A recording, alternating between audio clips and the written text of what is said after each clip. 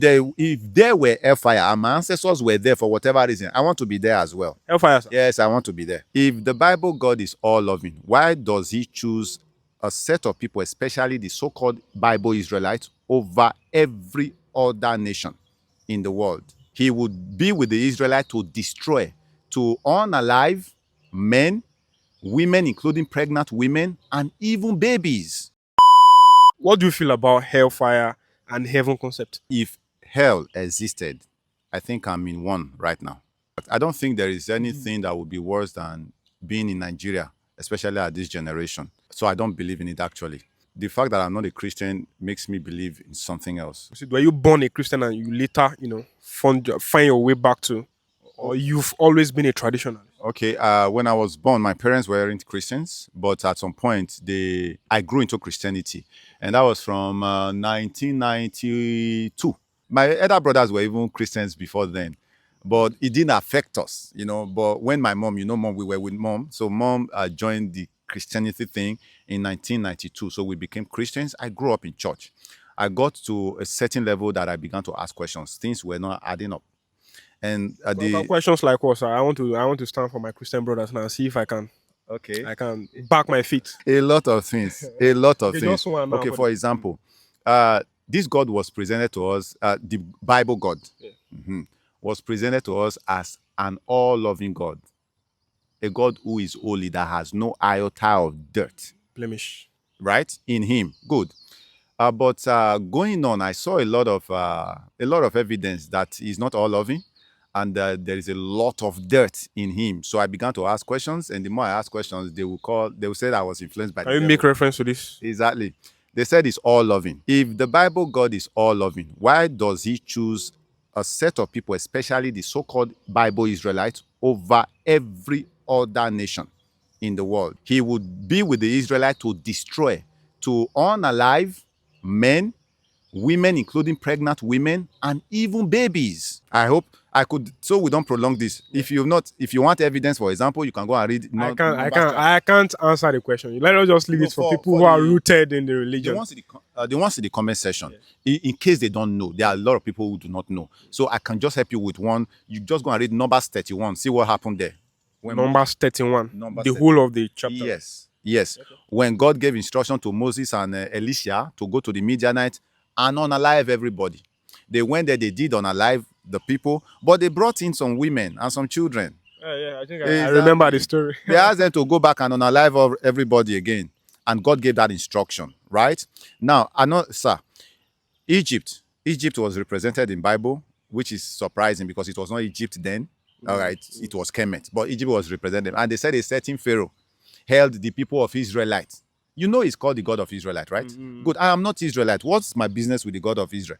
So he went to Egypt, all right, to rescue the people of Israelites. All right. So he sent Moses, say, go to Pharaoh, tell him to let my people go, right? So Moses went there and told Pharaoh, I hope you have read the story. Pharaoh allowed the people of Israel to go.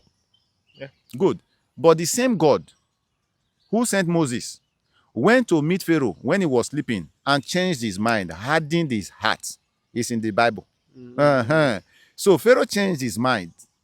Why would God do that? Because he wanted to unalive the first sons of all Egyptians, which he did. Innocent children, sir.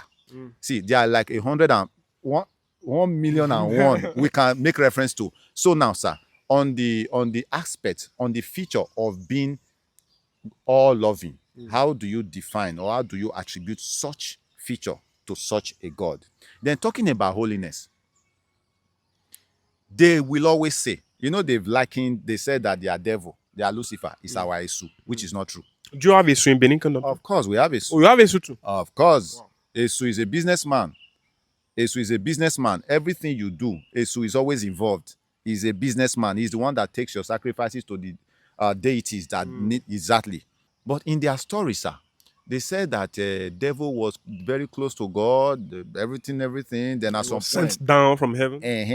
at some point, he decided to go against God because the spirit of jealousy came in him. All right. Now they were all in heaven, right?